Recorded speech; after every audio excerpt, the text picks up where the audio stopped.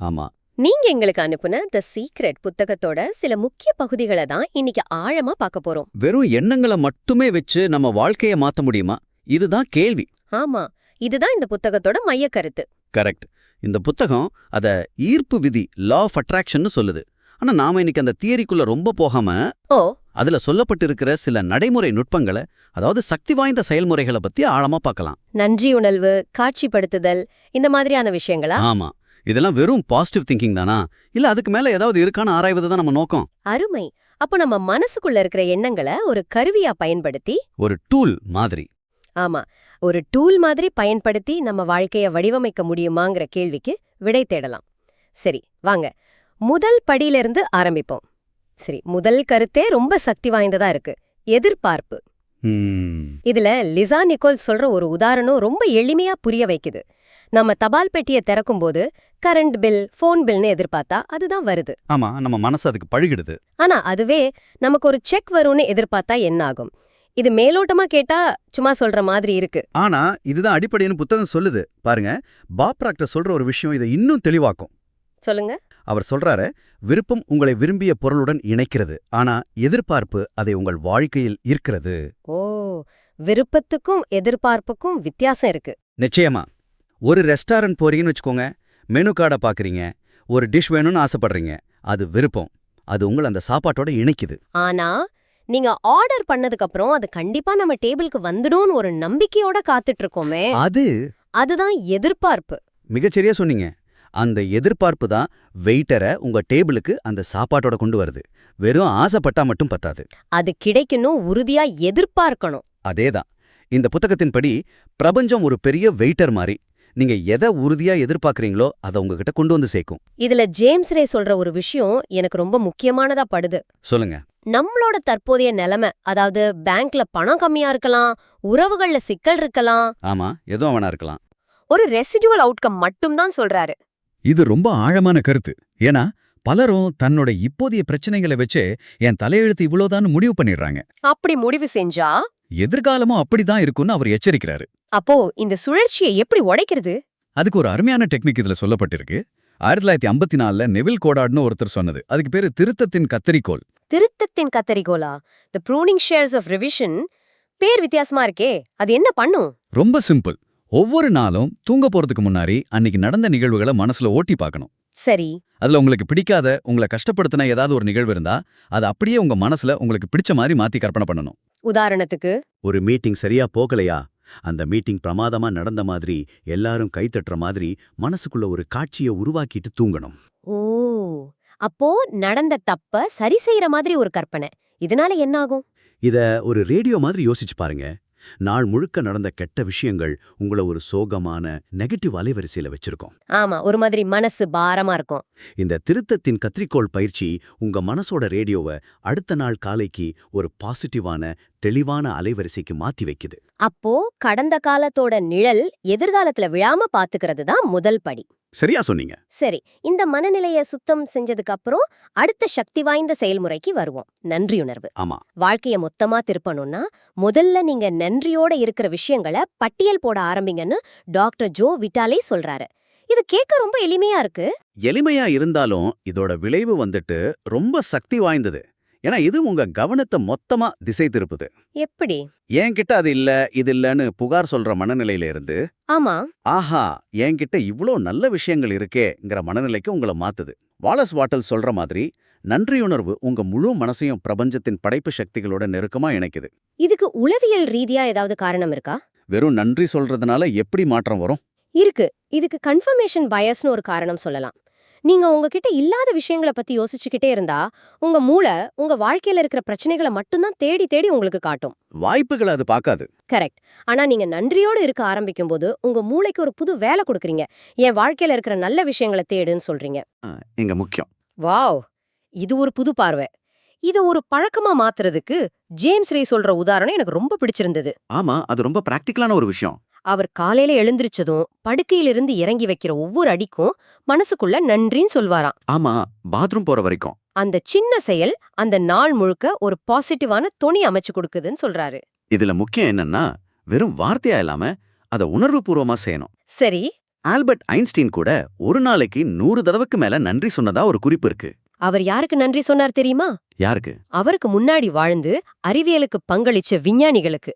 அவங்களோட உழைப்பு இல்லனா தன்னால இவ்ளோ தூரம் வந்திருக்க முடியாதுன்னு அவர் நம்பினார். அந்த நன்றி உணர்வு தான் அவரை இன்னும் அதிகமா கத்துக்க தூண்டியிருக்கு. ஆமா. அடுத்து வர இந்த நன்றி உணர்வு கல்லு கதை கேக்குறதுக்கு ரொம்ப சிம்பிளா இருந்தாலும் அதோட தாக்கம் எனக்கு ரொம்ப ஆச்சரியமா இருந்துச்சு. ஆமா, லீப்ரோவர் கதை.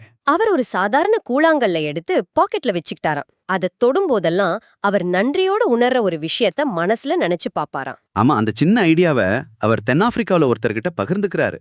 அவரோட மகன் ஒரு கொடிய நோயால பாதிக்கப்பட்டிருந்தான். ஓ, அவர் இந்த நன்றியுணர்வு கல்ல பயன்படுத்தி தாம் மகனோட ஆரோக்கியம், மருத்துவர்கள் எல்லாத்துக்கும் நன்றி சொல்ல ஆரம்பிச்சிருக்காரு. அது மட்டும் இல்லாம என்ன பண்ணார்? அதே மாதிரி கற்களை வித்து அதுல வர்ற பணத்தை தொண்டு நிறுவனங்களுக்கு கொடுத்திருக்காரு. ஒரு சின்ன கல்லுல ஆரம்பிச்ச விஷயம் எவ்வளவு பெரிய தாக்கத்தை ஏற்படுத்தி இருக்கு பாருங்க. அப்போ சுருக்கமா சொல்லணும்னா, நம்ம கிட்ட இப்ப இருக்கிற காருக்கு நாம நன்றி சொல்லலைனா புது கார் வராது. அப்படித்தானே? மிகச்சரியா. ஏன்னா உங்ககிட்ட இருக்கிற காரை பார்த்து நீங்க சலிச்சுக்கிட்டா, என்கிட்ட இருக்கிற விஷயங்கள் எனக்கு பிடிக்கலங்கிற சிக்னலை தான் நம்ம அனுப்புறோம். ஆமா, பிரபஞ்சம் அந்த சிக்னலை எடுத்துக்கிட்டு உங்களுக்கு பிடிக்காத இன்னும் பல விஷயங்களை கொடுக்கும். அதுவே அந்த பழைய கார் உங்களை இவ்ளோ நாள் பாதுகாப்பா கொண்டு போய் சேர்த்ததுக்கு நீங்க நன்றி சொன்னா, நான் என்கிட்ட இருக்கிறத மதிக்கிறேங்கிற சிக்னலை அனுப்புறீங்க. அது உங்களுக்கு இன்னும் நல்ல விஷயங்களை ஈர்க்கும். அருமை. அப்போ நாம ஏற்கனவே வச்சிருக்கிற விஷயங்களுக்கு நன்றியோட இருக்கிறது முதல் படி. அந்த நல்ல மனநிலையில இருக்கும்போது அடுத்து என்ன வேணும்னு தெளிவா கற்பனை பண்றதுதான் அடுத்த கட்டம். இதுதான் காட்சிப்படுத்துதல். ஆமா, விசுவலைசேஷன். இது வந்துட்டு பல நூற்றாண்டுகளா பல கலாச்சாரங்கள்ல சொல்லிக் கொடுக்கப்பட்ட ஒரு நுட்பம். ம் நீங்க விரும்பின ஒரு விஷயத்த அது ஏற்கனவே உங்களுக்கு கிடைச்சிட்டா மாதிரி உங்க மனசுல படங்களா ஓட்டி பாக்குறது தான் இது. அப்படி பாக்கும்போது அத நிஜமாவே அடைஞ்சிட்டா என்ன உணர்வுகள் வருமோ அந்த உணர்வுகளை நீங்க உருவாக்குறீங்க. ஒரு நிமிஷம், இங்க எனக்கு ஒரு கேள்வி வருது. ரைட் சகோதரர்கள் விமானத்தையோ எடிசன் பல்பையோ கண்டுபிடிக்கும் போது அவங்க மனசுல ஒரு படமா பாத்திருக்கலாம். ஆமா, நிச்சயம் பாத்திருப்பாங்க. ஆனா அவங்க கற்பனை மட்டும் பண்ணவியே. ஆயிரக்கணக்கான முறை முயற்சி செஞ்சு தோல்வி அடைஞ்சு அறிவியலை பயன்படுத்தி தானே அதை கண்டுபிடிச்சாங்க. வெறும் கற்பனை மட்டும் போதுமா? ரொம்ப சரியான கேள்வி. இது நிறைய பேருக்கு வர சந்தேகம். இந்த புத்தகம் சொல்றது காட்சிப்படுத்துதல் வந்துட்டு செயலுக்கு பதிலானது கிடையாது. ஆனா அது செயலுக்கான ஒரு சக்தி வாய்ந்த ஊக்கசக்தி. டாக்டர் டெனிஸ் ஒயிட்லி அப்போலோ விண்வெளி திட்டத்துல வேலை செஞ்சவர். ஓ, அவர் அங்க இருந்த விண்வெளி வீரர்களுக்கு இந்த மனக்காட்சி பயிற்சியை கொடுத்தார். பிறகு அதை ஒலிம்பிக் வீரர்களுக்கும் பயன்படுத்தினார். ஒலிம்பிக் வீரர்களுக்கா? அவங்க எப்படி இதை பயன்படுத்தினாங்க? அவங்க மனக்கண்ணுல அந்த பந்தயத்தை 100% துல்லியமா ஓடி முடிக்கிற மாதிரி கற்பனை பண்ணுவாங்க. ஒவ்வொரு திருப்பம், ஒவ்வொரு தசை அசைவு வரைக்கும். அப்போ என்னாச்சு? பயோஃபீட்பேக் கருவிகளை வச்சு சோதிச்சு பார்த்தப்போ ஒரு ஆச்சரியமான விஷயம் தெரிஞ்சது. அவங்க மனசுல ஓடும்போது. நிஜமாவே வா? ஆமா, நிஜமா ஓடினா எந்தெந்த தசைகள் எந்த வரிசையில வேலை செய்யுமோ அதே தசைகள் அதே வரிசையில லேசா இயங்குனது பதிவாச்சு. அடடா, அப்போ மனக்காட்சி அவங்க உடலை நிஜமான வெற்றிக்கு தயார்படுத்துது. 100%. அது வெறும் பகல் கனவில்ல. அது நம்ம மூளையையும் உடலையும் நம்ம இலக்கை நோக்கி தயார்படுத்துற ஒரு பயிற்சி. சரி, இதுல கவனிக்க வேண்டிய விஷயங்கள் என்னென்ன? 3 முக்கிய குறிப்புகள் இருக்கு. 1, நீங்க முடிவுல என்ன வேணுமோ அதை மட்டும்தான் கற்பனை பண்ணணும். அது எப்படி நடக்கும், எந்த வழியில வரும்னு நீங்க யோசிக்க கூடாது. உதாரணத்துக்கு, ஒரு புது கார் வேணும்னா உங்க கைகள் அந்த புத்தம் புது ஸ்டியரிங்க பிடிச்சிருக்கிறத உணரணும். உங்க கைரேகை, விரல்ல இருக்கிற மோதிரம், அந்த ஸ்டியரிங்கோட லெதர் வாசனை வரைக்கும். அப்படி. ஓகே. 2வது குறிப்பு, படங்களை விட உணர்வுகளுக்கு சக்தி அதிகம்னு சொல்லப்படுது. இது கொஞ்சம் குழப்பமா இருக்கே. அதாவது எனக்கு ஒரு நாள் அந்த கார் கிடைக்கும்னு நினைச்சா அந்த கிடைக்குங்கிற உணர்வு அந்த விஷயத்தை எதிர்காலத்திலேயே வச்சிருக்கோம். கரெக்ட். அது எப்பவும் எதிர்காலத்துல தான் இருக்கும். அதுக்கு பதிலா நான் இப்போ அந்த காரை ஓட்டிக்கிட்டு இருக்கேங்கிற சந்தோஷத்தையும் பெருமையும் நீங்க இப்பவே உணர ஆரம்பிக்கணும். அந்த உணர்வு தான் உண்மையான காந்தம். சரி, 3வது குறிப்பு, எப்படி நடக்கும்னு கவலைப்படாதீங்க, அது பிரபஞ்சத்தோட வேலைன்னு சொல்றாங்க. ஆனா நம்ம மனசு இயல்பாவே எப்படின்னு தானே கேட்கும். அதுதான் இந்த செயல்முறையிலேயே சவாலான பகுதி. நம்ம வேலையெல்லாம் என்ன வேணும்னு தெளிவா முடிவு பண்ணி அதை அடைஞ்சிட்ட மாதிரி உணர்வது மட்டும்தான். அப்போ அந்த எப்படிங்கிற வழியை நாம அனுமதிக்கணும். ஆமா, அது நாம எதிர்பார்க்காத விதத்துல கூட இருக்கலாம். டாக்டர் ஜான் டிமார்டினி இதுக்கு ஒரு நல்ல டிப் சொல்றார். மனசுல ஒரு படத்தை நிலையா நிறுத்த முடியலன்னா என்ன பண்ணலாம்? அதுல நிறைய அசைவுகளை சேருங்க. உங்க கனவு வீட்டுக்குள்ள நடந்து போற மாதிரி, கிச்சன்ல போய் ஃப்ரிட்ஜை திறந்து தண்ணீர் குடிக்கிற மாதிரி கற்பனை பண்ணா அந்த காட்சி இன்னும் மனசுல ஆழமா பதியும். இதெல்லாம் கேட்க நல்லா தான் இருக்கு. ஆனா நிஜத்துல வேலை செய்யுமா? இதுல சில நம்ப முடியாத கதைகள் இருக்கு. ஆமா, ஜீனின்னு ஒரு பெண் தி சீக்ரெட் டிவிடிய தினமும் பார்த்து அதுல வர்ற பாப் ப்ராக்டரை சந்திக்கணும்னு ரொம்ப ஆசைப்பட்டிருக்காங்க. ஆமா, ஒரு நாள் காலையில அவங்க வீட்டுக்கு வர்ற தபால்காரர் தவறுதலா ஒரு கடிதக்கட்டைய அவங்க கிட்ட கொடுத்துட்டு போறார். சரி, ஜீனி அதை வாங்கி பார்த்தா அதுல இருந்த எல்லா தபாலும் பாப் ப்ராக்டரோடது. அப்படியா? அப்போதான் அவங்களுக்கு தெரிய வருது, பாப் ப்ராக்டர் அவங்க வீட்ல இருந்து 4 தெரு தள்ளி தான் குடியிருக்காருன்னு. அந்த தபால்களை கொண்டு போய் குடுக்கற சாக்குல அவங்க அவரை சந்திச்சாங்க. அடடா, இது ஆச்சரியமா இருக்கே. இன்னொரு கதை 10 வயசு சிறுவன் கோலின் பத்தினது. ஆமா, டிஸ்னி வேர்ல்டு கதை. அவன் டிஸ்னி வேர்ல்டுக்கு போயிருந்தான். அங்க பெரிய சவாரிகளுக்கு நீளமான வரிசையில நிக்கிறத பார்த்து வரிசையில நிக்காம எல்லாத்துலயும் போகணும்னு முத நாள் ராத்திரி ஆசைப்பட்டிருக்கான். ஆமா, சும்மா மனசுல நினைச்சிருக்கான். அடுத்த நாள் காலையில அவங்க குடும்பம் பூங்காக்கு போனதும் அங்கிருந்த ஊழியர்கள் நூற்றுக்கணக்கான குடும்பங்கள்ல இருந்து இவங்கள மட்டும் தேர்ந்தெடுத்து நீங்க தான் இன்னைக்கு எங்க பூங்காவோட முதல் குடும்பம்னு சொல்லி எல்லா சவாரிகளுக்கும் விஐபி பாஸ் கொடுத்திருக்காங்க.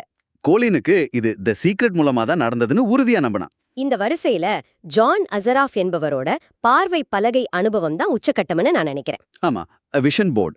அது உண்மையிலேயே ஒரு சக்தி வாய்ந்த கதை. அவர் தனக்கு வேணுங்கிற கனவு இல்லத்தோட படத்தை ஒரு பலகையில ஒட்டி அதை தினமும் பார்த்து அங்க வாழ்ற மாதிரி கற்பனை செஞ்சிருக்காரு. ஆமா, ஒவ்வொரு நாளும் ஆபீஸ்ல உட்கார்ந்து அந்த பலகைய பார்த்து அந்த வீட்ல வாழ்ற உணர்வை முழுமையா உள்வாங்கிக்குவார். பல வருஷங்கள் போகுது. இந்த காலகட்டத்துல அவர் 2-3 வீடு மாறிட்டாரு. ஆமா, கடைசியா 5 வருஷம் கழிச்சு கலிபோர்னியால ஒரு பெரிய வீடு வாங்குறார். ஒரு நாள் அவரோட சின்ன பையன் பழைய பெட்டிகளோட விளையாடிட்டு இருந்தப்போ அந்த பழைய பார்வை பலகை அவன் கண்ணுல படுது. அப்பதான் அவர் அந்த படத்தை பாக்குறாரா? ஆமா, அந்த படத்தை பார்த்ததும் அவருக்கு உடம்பெல்லாம் ஒரு நிமிஷம் சில்லிட்டு போகுது. ஏன்னா என்ன, அவர் அப்போ குடியிருந்த அந்த வீடு அந்த படத்துல இருந்த வீட்டை மாதிரியே இல்ல.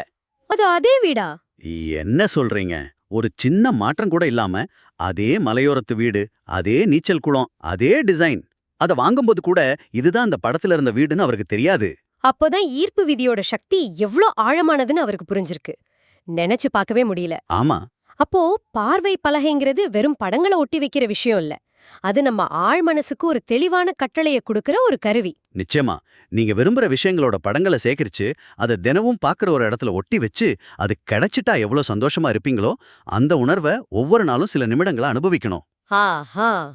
ஆக இன்னைக்கு நம்ம பார்த்த இந்த மூலக்கருத்துக்கள் எதிர்பார்ப்பை மாற்றுவது, நன்றி உணர்வோடு இருப்பது மற்றும் காட்சிப்படுத்துவது, ம் இது எல்லாமே நம்மளோட உள் உலகத்தை, அதாவது நம்ம எண்ணங்களையும் உணர்வுகளையும் மாத்துறதுல தான் கவனம் செலுத்துது. ஆமா, இதோட அடிப்படை தத்துவம் ரொம்ப சிம்பிள் தான். உங்க உள்நிலைய நீங்க மாத்தும்போது உங்களை சுற்றி இருக்கிற வெளிப்புற யதார்த்தம் தானாகவே அதுக்கு தகுந்த மாதிரி மாறும். இது ஒரு செயலற்ற விருப்பம் இல்ல. கண்டிப்பா இல்ல.